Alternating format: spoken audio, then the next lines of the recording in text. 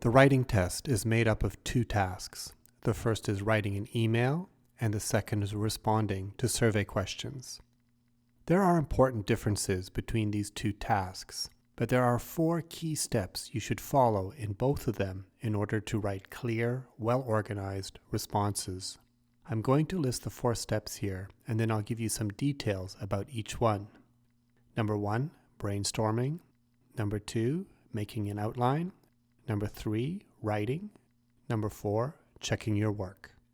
In this video, I'm going to briefly discuss each of these steps, and then, in the next few videos, we are going to look at them in much more detail by applying them to examples of Task 1 and Task 2 of the writing test. The first step is brainstorming. This really just means writing down any ideas you have. It doesn't matter if these ideas are good or bad. You just want to get something down on paper to get started. This is especially useful if you're having trouble coming up with good ideas. Writing down whatever comes to mind can help stimulate your imagination and get over a case of writer's block. Once you have some ideas written down, you can move on to the next step, which is making an outline. Here you will select your best ideas and plan the overall organization of your response. This step will really help make it easier for the raters to follow the flow of your ideas. At this stage, you want to get a sense of what your main ideas will be, the order of these ideas, and how you will connect them. When test takers do not make an outline before they start writing, they run the risk of repeating ideas that they have already discussed, presenting ideas in a confusing order, or just leaving things out. Writing without first making an outline can also make the writing process much more stressful, as you are never quite sure what your next ideas will be.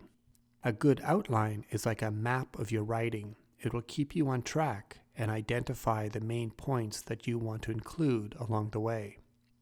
You have about 30 minutes to complete each task, so you could give yourself about 3 to 4 minutes to do some brainstorming and make an outline.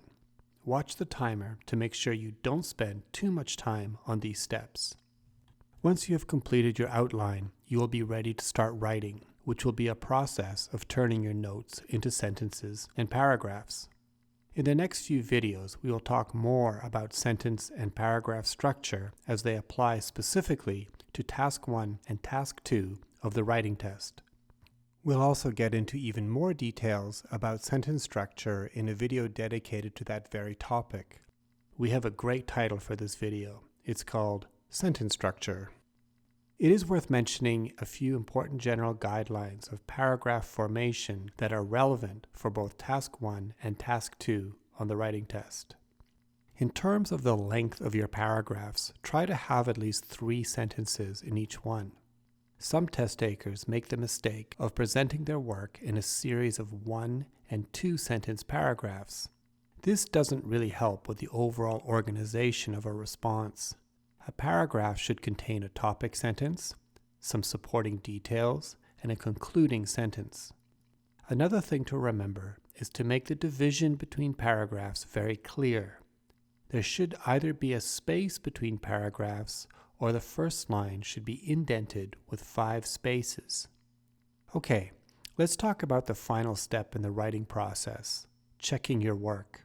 It's natural for all of us to make a few accidental errors in our writing, especially when feeling a bit stressed during a test. If you give yourself a few minutes to check your work, you may catch mistakes related to things like spelling, punctuation, and grammar. Remember that there is a spell check function on the writing test. So if you see a red line underneath any of your words, be sure to right-click your mouse to select from a list of correctly spelled words. However, keep in mind that this feature will not prevent you from using words incorrectly. Spell check would not, for example, pick up the mistakes in this sentence. They're the ones who will help us get there. The correct version of this sentence should look like this. Spell check can only verify whether the words you write match its database of correctly spelled words. It cannot let you know if you are using a particular word in the right context. Let's take a moment and see if you can identify the mistakes in the following sentence, none of which would be detected by a computer's spell check function.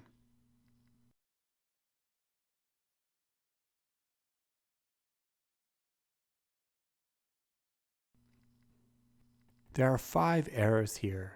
Did you catch them all? Here's the corrected version.